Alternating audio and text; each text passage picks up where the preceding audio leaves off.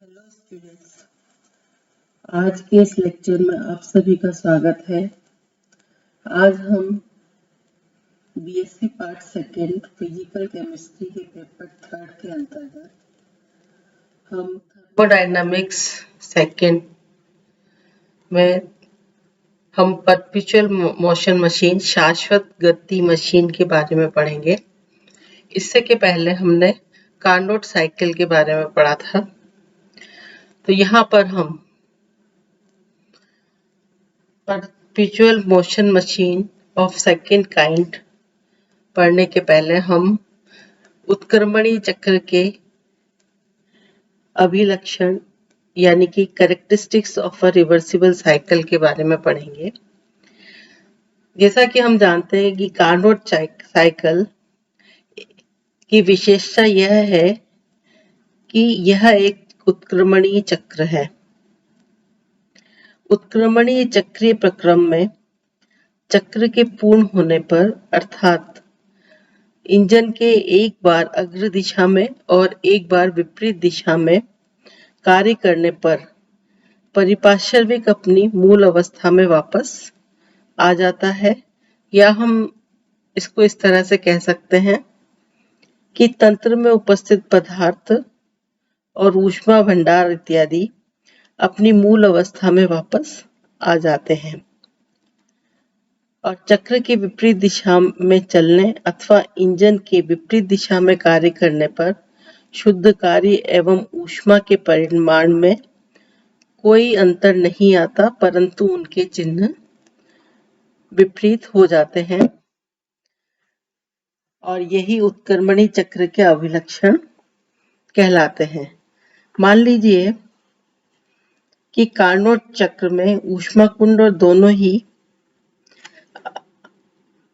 अपनी मूल अवस्था में वापस आ जाते हैं। तो यदि चक्र को उत्क्रमित करने पर W, Q1 तथा Q2 के मानों में कोई परिवर्तन न हो, परंतु इनके चक्र विपरीत हो, तो यदि हम उत्क्रमणीय प्रक्रम के लिए अग्र दिशा में,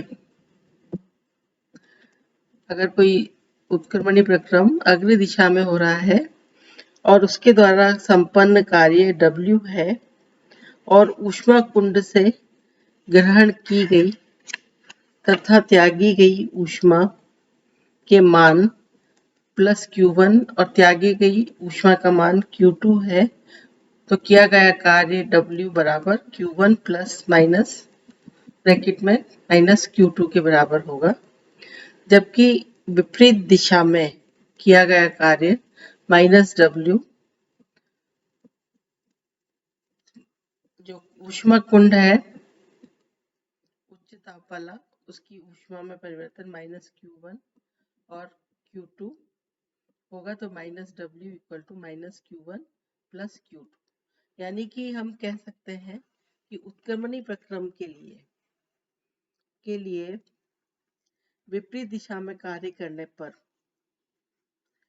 शुद्ध कार्य और ऊष्मा के परिमाण में कोई अंतर नहीं आ रहा, परंतु उनके चक्र जो चिन्ह है वो विपरीत हो जाते हैं। यानी कि जैसे वर्क है, यहाँ पर ये पॉजिटिव है, यहाँ नेगेटिव है। ऊष्मा यहाँ पॉजिटिव है, यहाँ माइनस Q1 है और यहाँ पर माइनस Q2 है, तो यहाँ पर प्लस Q2 है। यानी कि अग्र दिशा में और विपरीत दिशा में जाने पर W और Q के मानों में के परिमाण में परिवर्तन नहीं आता, लेकिन उनकी दिशा मतलब उनकी चिन्ह विपरीत हो जाते हैं। यानी अगर कोई प्लस है तो विपरीत, मान ली अग्र दिशा में किसी W या Q का मान प्लस है तो विपरीत दिशा में उसका मान माइनस हो जाएगा, या परंतु परिमाण बराबर रहेगा। अब हम perpetual motion machine of second kind यानी कि हम दूसरे प्रकार की मशीन के बारे में पढ़ेंगे। तो ऊष्मागतिकी का प्रथम नियम जो है वो ऊर्जा के संरक्षण का सिद्धांत है, नियम है। अर्थात कोई तंत्र जितना कार्य करता है उसके तुल्य ऊर्जा व्यय होती है। यदि हम ऐसी मशीन बनाना चाहें जो ऊष्मा अथवा किसी अन्य प्रकार की ऊर्जा को व्यय किए बिना ही सतत रूप से कार्य करती रहे, तो इस प्रकार की मशीन प्रथम प्रकार की शाश्वत मशीन कहलाती है, जिसे कि बनाना संभव नहीं है।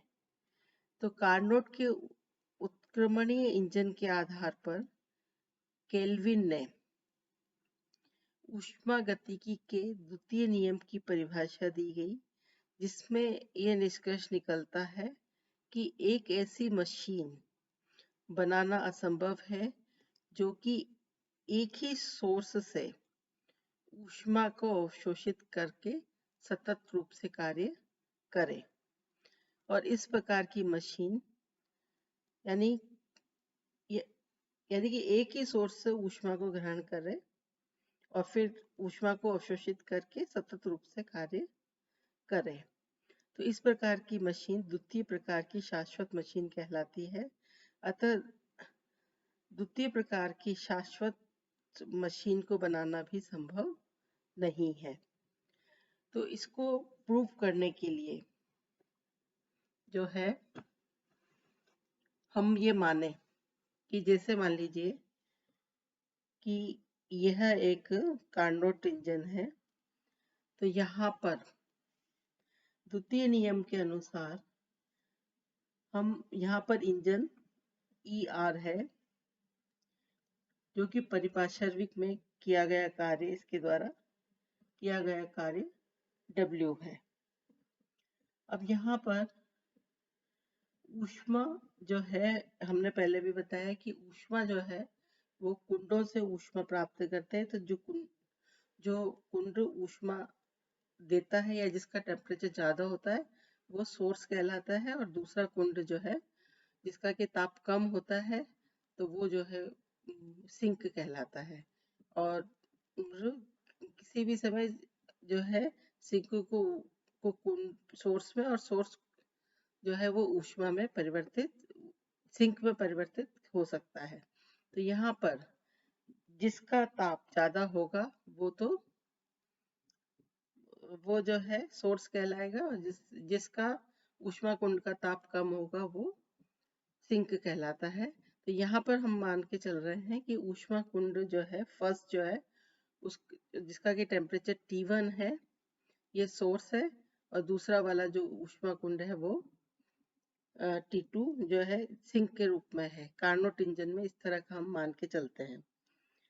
अब यहाँ पर हम ये कह रहे हैं कि ऊष्मा कुंडों से ग्रहण की गई ऊष्मा जो है पहले वाले कुंड से ग्रहण की गई ऊष्मा Q1 है और दूसरे से ग्रहण की गई ऊष्मा Q2 है, जिनका कि ताप इसका पहले कुंड का ताप T1 और दूसरे का ताप T2 है। और यहाँ पर T1 का मान T2 से ज़्यादा है, यानी कि T1 is greater then T2। अब द्वितीय नियम के अनुसार Q1 व Q2 के बीजगणितीय चिन्ह विपरीत होने चाहिए, यानी अगर Q1 प्लस है तो दूसरा वाला माइनस होगा, इस तरह से होना चाहिए।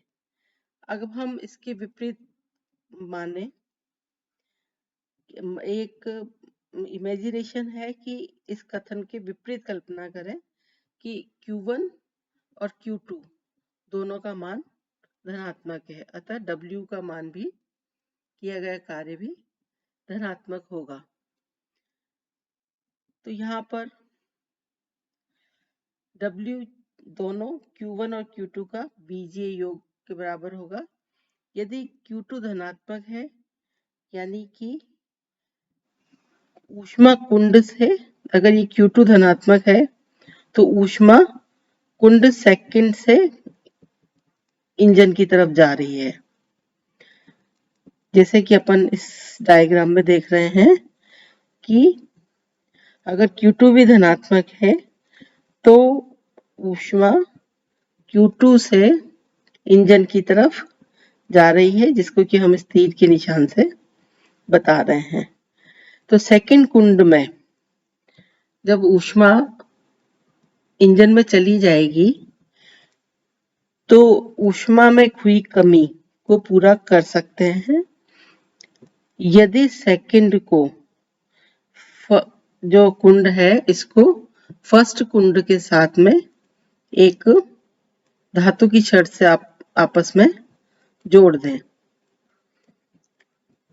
जैसा कि हम इस नीचे वाले चित्र में देख रहे हैं कि यहाँ पर हमने ये एक धातु की छड़ ली है जिससे कि हमने इसको जोड़ दिया है।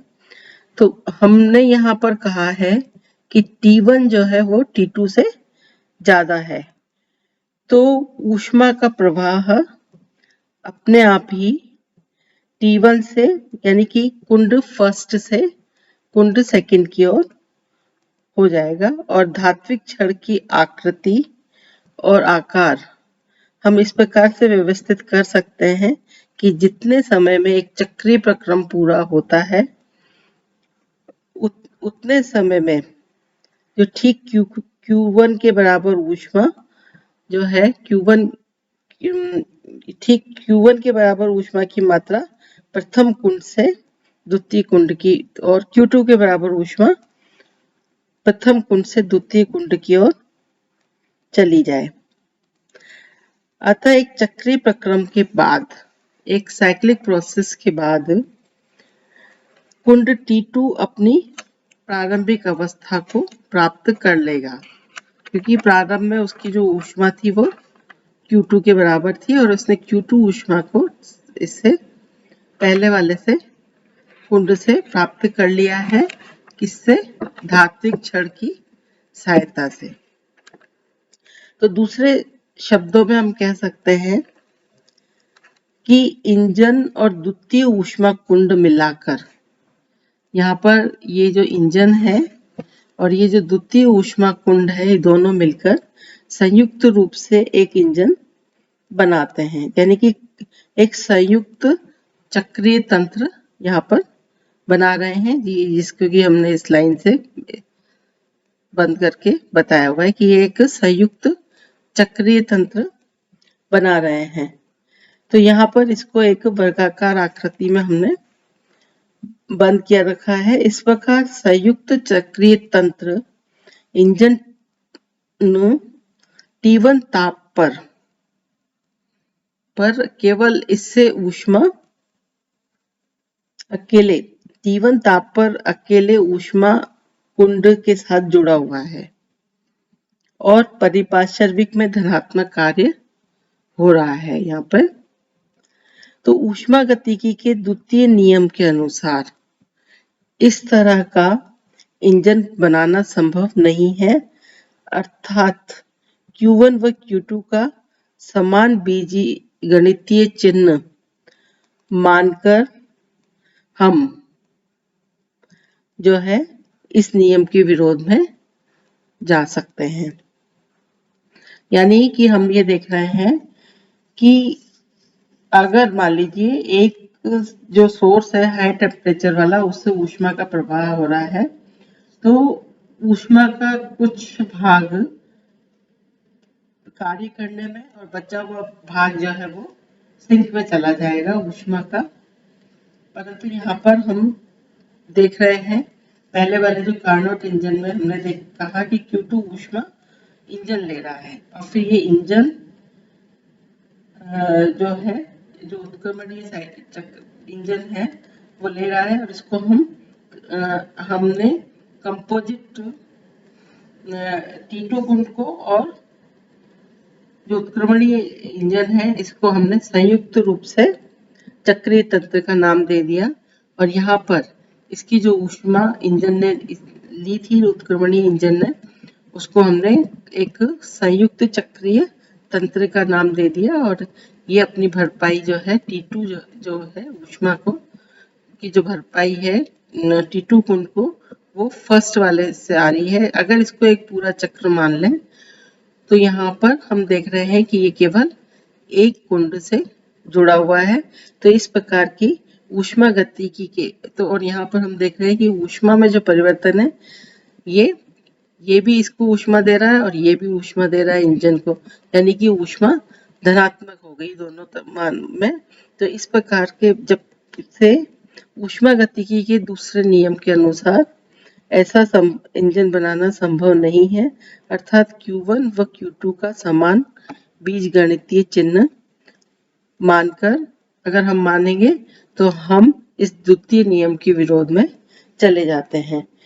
तो इससे निष्कर्ष निकलता है कि Q1 और Q2 के चिन्ह पृथक होने चाहिए, अथवा हम इस असंभव इंजन को बनाने में कामयाब हो जाते और विश्व के ऊर्जा के क्षेत्र में महान क्रांति आ जाती।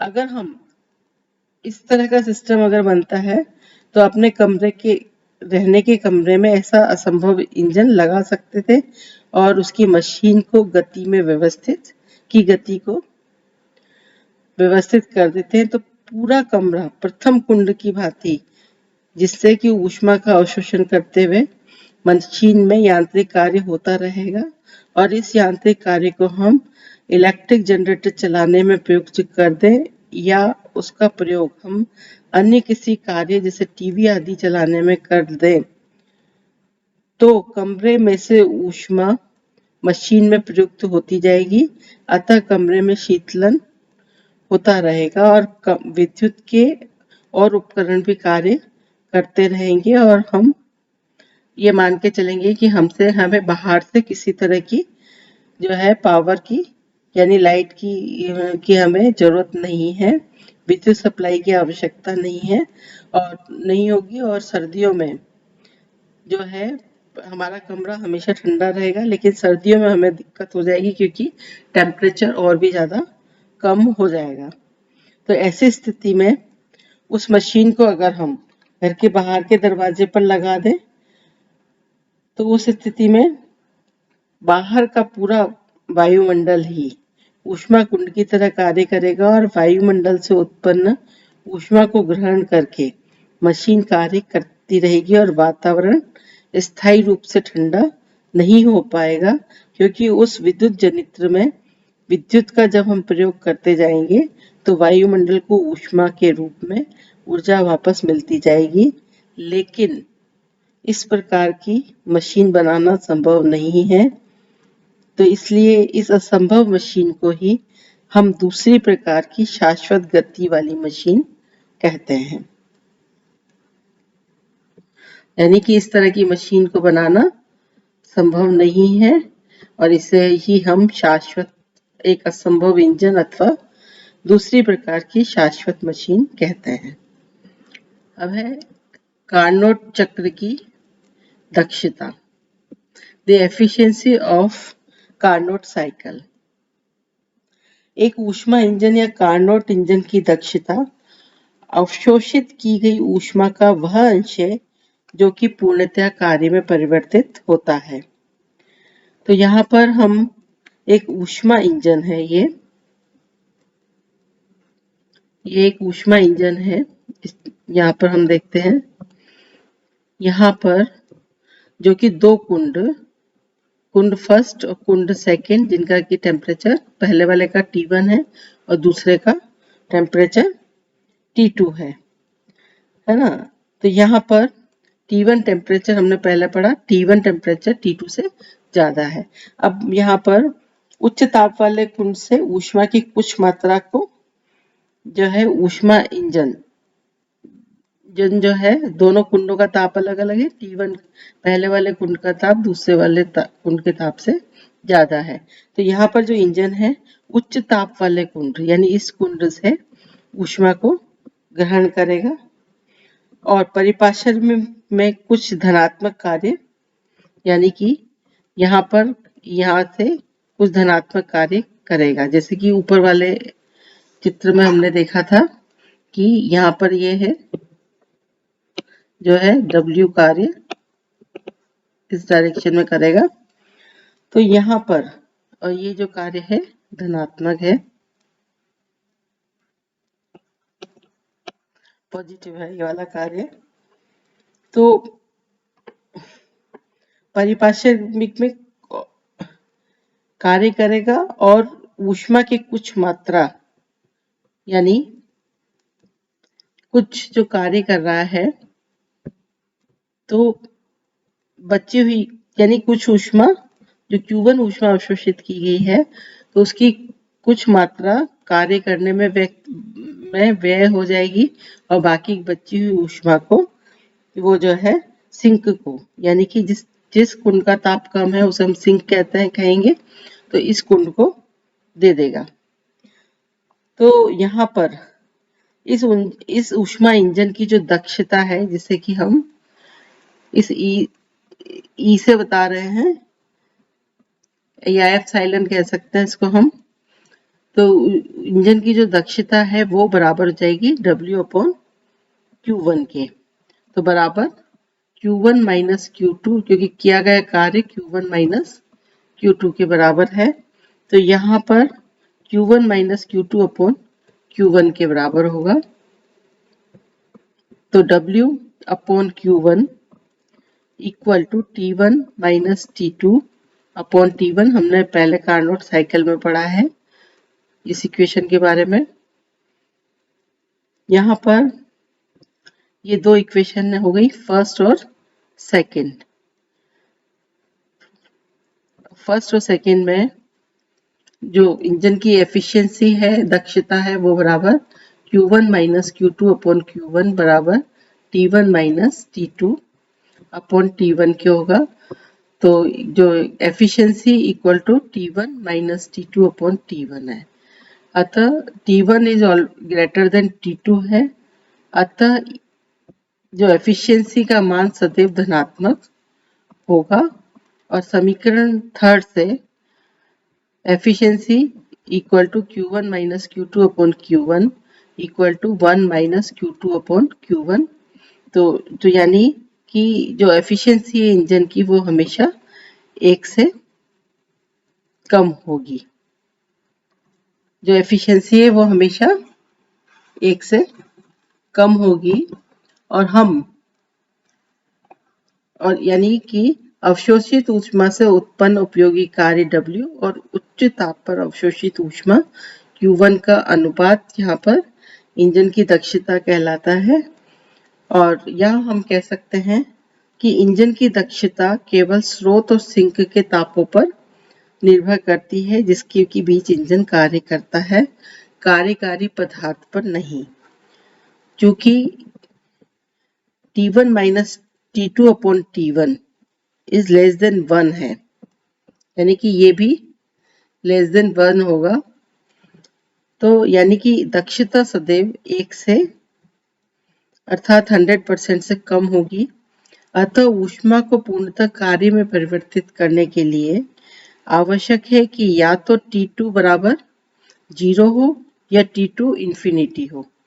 ये दोनों ही ताप वास्तविक परिस्थितियों में प्राप्त नहीं किए जा सकते।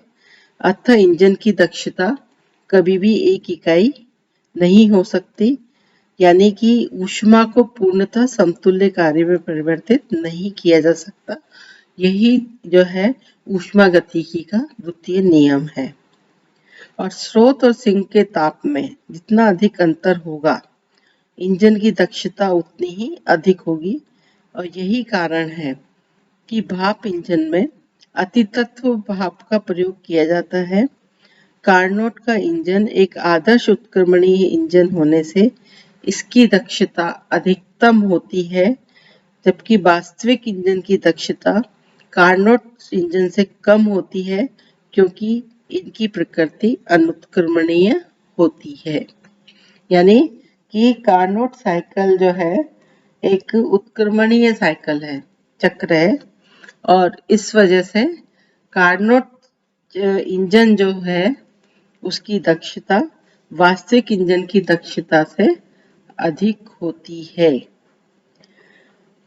अब हम तो इसलिए इसकी जो रिवर्सिबिलिटी है कार्नोट साइकिल की, इससे हम किसी भी इंजन को अगर उत्क्रमणीय कर दिया जाए, अनुत्क्रमणीय इंजन को, तो उसकी इंजन की दक्षता को बढ़ाया जा सकता है। अब है कार्नोट प्रमेय, कार्नोट थ्योरम, कार्नोट थ्योरम। यदि दो भिन्न भिन्न उत्क्रमणीय इंजन समान ताप वाले स्रोत व सिंक के मध्य कार्य करें तो उनकी दक्षता भी समान होगी। यह कथन कार्नोट द्वारा मतलब दिया गया था कि यदि दो भिन्न भिन्न उत्क्रमणीय इंजन समान ताप वाले स्रोत या सिंक के मध्य कार्य करें तो उनकी दक्षता भी समान होगी, यानी कि T1 और T2 बराबर हो। तो अब मान लीजिए यहां पर एक ऊष्मा, ये कुंड है फर्स्ट वाला, ये वाला, और एक ऊष्मा कुंड है ये। पहले वाले का टेम्परेचर T1 है और दूसरे का टेम्परेचर T2 है, यानी कि अगर इसको हम सोर्स माने तो ये सिंक होगा। इसके बीच में दो उत्क्रमणीय इंजन हैं E और E डैश। कुछ बुक्स में इसे AB के बाद से भी बताया गया है। अब यदि कुछ समय के लिए हम ये माने कि ये वाला इंजन तो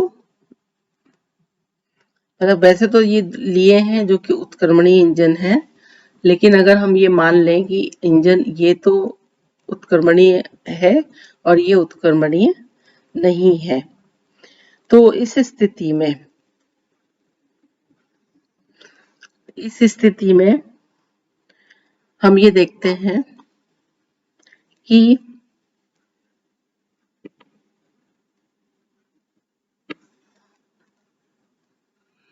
इस स्थिति में ये वैल्यू भी माइनस है, माइनस Q2। तो उत्क्रमणीय इंजन जो है पहले फॉरवर्ड डायरेक्शन अग्र चक्र में जब चलता है तो अग्रिम चक्र से लिए किया गया कार्य जो है वो जब इंजन E के लिए जब ये अग्र दिशा में चलेगा तो किया गया कार्य W बराबर Q1 प्लस Q2 के बराबर होगा। लेकिन जब ये विपरीत दिशा में चलेगा तो किया गया कार्य, यानी हमने पहले पढ़ा था reversible characteristics of reversible cycle के में, तो यहाँ पर चिन्ह विपरीत हो जाएंगे, परिमाण वही रहेगा। तो यहाँ पर विपरीत दिशा में जब चलेगा तो minus W equal to minus Q2 minus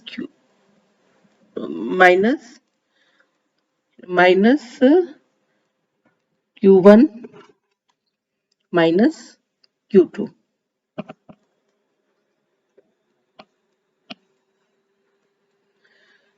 तो दूसरा इंजन जो है ई डैश, इसको हम अगर अनुत्क्रमणीय माने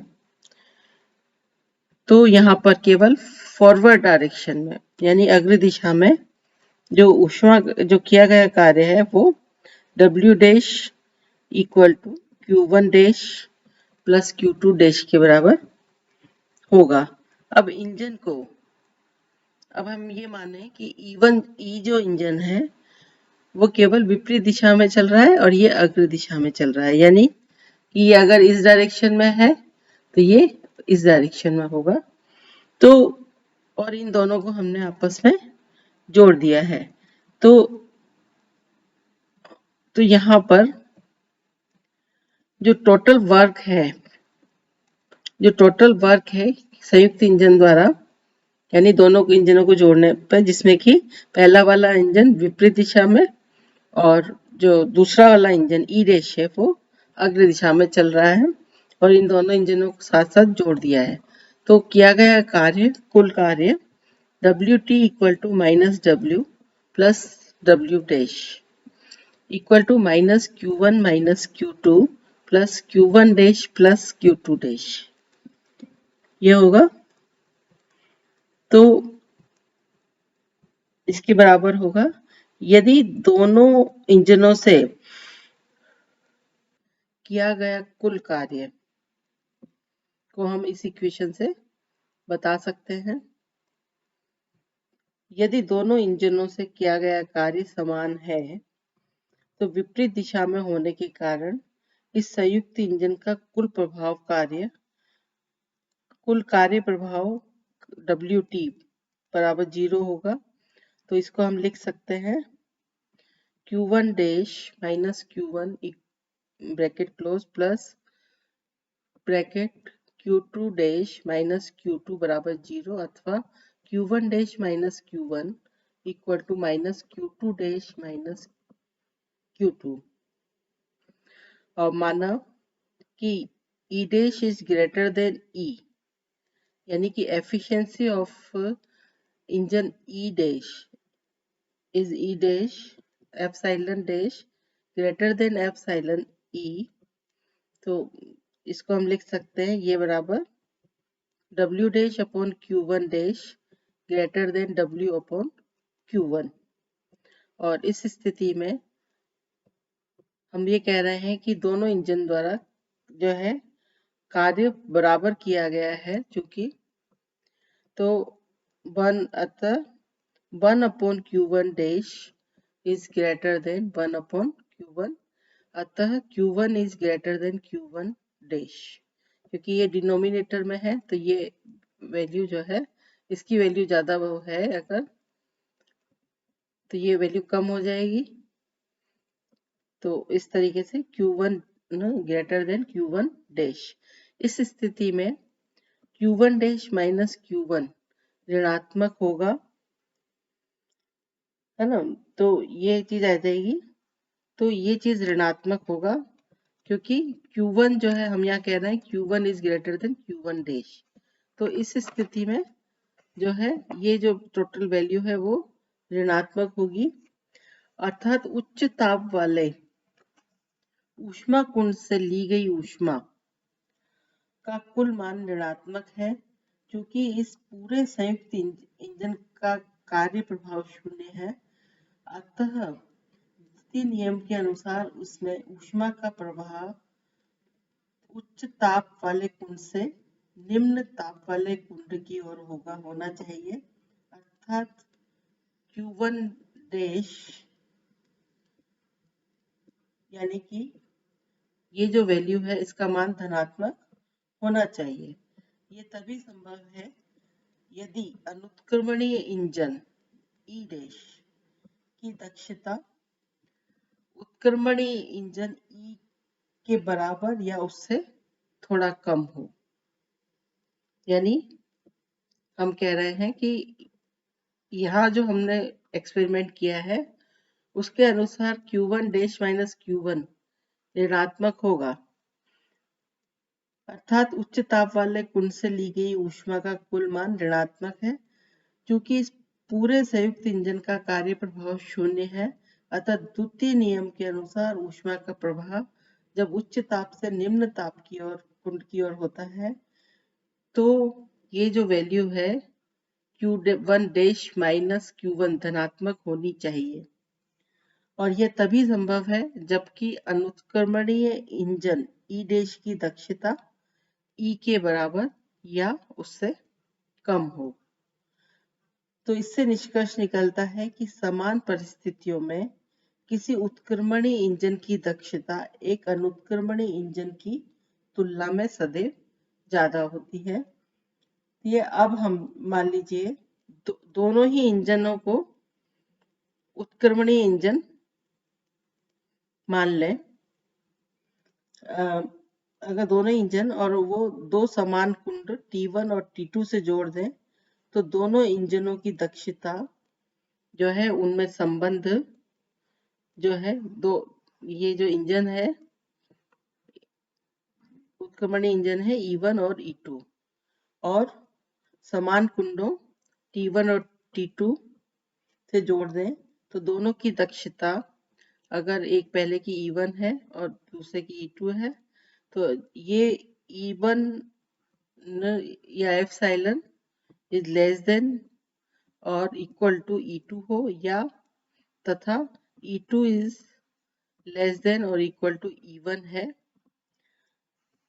तो एक ही संयुक्त इंजन के लिए उपयुक्त दोनों स्थितियां केवल उसी स्थिति में संतुष्ट हो सकती है यदि दोनों इंजनों की क्षमता एक दूसरे के समान हो, यानी कि E1 epsilon 1 equal to epsilon 2। यही कार्नोट थ्योरम है, यानी कि हम कह सकते हैं कि समान ताप वाले स्रोत और सिंक के मध्य कार्य करने वाले समस्त उत्क्रमणीय इंजन की दक्षता समान होती है। यही कार्नोट थ्योरम है। अब है कार्नोट प्रमेय के अनुप्रयोग, applications of Carnot's theorem. Epsilon E equal to F function of T1 और T2 है, यानी कि हमने ये देखा कि कार्नोट प्रमेय से सिद्ध होता है कि इंजन की दक्षता केवल स्रोत और सिंक के ताप का फलन होती है, यानी कि E is the function of F and T1, function of T1 and T2। तो epsilon E equal to 1 minus Q2 upon Q1 हमने पहले पढ़ा है, अतः Q2 upon Q1 equal to F T1 upon T2। Epsilon E equal to Q1 minus Q2 upon Q1 equal to 1 minus Q2 upon Q1। तो epsilon E equal to efficiency equal to T1 minus T2 upon T1 equal to 1 minus T2 upon T1। तो Q2 upon Q1 equal to T2 upon T1 या Q1 upon T1 equal to Q2 upon T2। तो यहाँ पर हमने ये देखा कि Q2 upon Q1, यानी ये सारी इक्वेशंस हमको इस तरह से मिली है। तो यहाँ पर Q2 अपॉन Q1 जो है, इसका अनुपात जो है ये स्रोत और सिंक के नाम के ही फलन होंगे ये भी। तो यानी स्रोत और सिंक के ताप के फलन होंगे, यानी कि F फंक्शन ऑफ T1 और T2। ये T1 T2 क्या है? सोर्स और सिंक का ताप है। तो उसके आधार पर केल्विन ने ताप पैमाने को परिभाषित किया, जिसके अनुसार ऊष्मागतिकीय पैमाने पर प्रत्येक कुंड का ताप उस ऊष्मा के तुल्य होता है जो एक उत्क्रमणीय प्रक्रम के दौरान उससे ग्रहण की जाती है अथवा उसको त्याग दी जाती है। माना कि उच्च ताप पर अवशोषित की गई ऊष्मा Q1 है और कम ताप वाले कुंड या सिंक को त्यागी गई ऊष्मा यहाँ पर Q2 है। तो उसकी जो दक्षता होगी वो Q1 minus Q2 upon Q1 बराबर, ये अपन पहले पढ़ चुके हैं। तो Q2 upon Q1 equal to T2 upon T1 या Q1 upon T1 equal to Q2 upon T2। इन दोनों इक्वेशन से, इस इक्वेशन से और इस इक्वेशन से हमें ये इक्वेशन प्राप्त होती है। तो इस प्रकार हमने देखा कि एक कार्नोट साइकिल जो है उसमें जो इंजन है वो रिवर्सिबल है, यानी रिवर्सिबल है तो उसकी एफिशिएंसी एक रिवर्सिबल या वास्तविक इंजन की एफिशिएंसी से ज़्यादा होती है।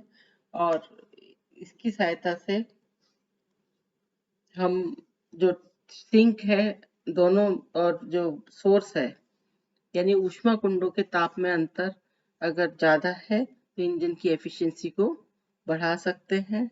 और आज के लिए बस इतना ही। धन्यवाद।